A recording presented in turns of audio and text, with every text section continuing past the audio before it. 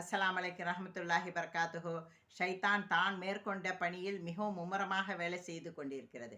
அதனுடைய பணி என்னவென்றால், மனிதர்களை வழி தவற செய்து அவர்களை மறுமையில் நரகத்திற்கு தன்னுடன் அழைத்துச் செல்வது தான் அதனுடைய மிஷன். அ அது அதை அச்சீவ் செய்வதற்காக, அதனுடைய பணியை அச்சீவ் செய்வதற்காக தன்னுடைய படைகளுடன் அது மும்முரமாக வேலை செய்கிறது.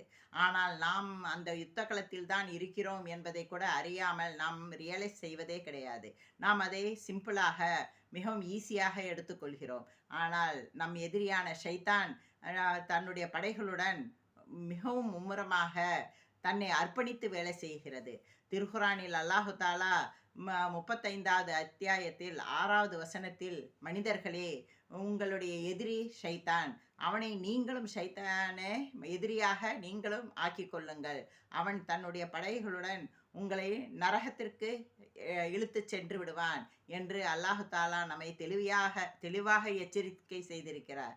ஆனால் நாம் அதை ரியலைஸ் செய்வதே கிடையாது. எத்தனையோ சமூக மக்கள்கள் வந்தார்கள், எத்தனையோ சமூக மக்கள்கள் மறைந்து விட்டார்கள்.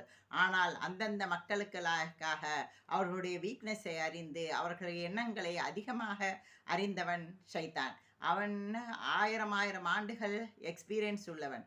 அவன் நம்மளை வழி தவற செய்வதற்காக அவனுக்கு எத்தனையோ ட்ரிக் இருக்கிறது.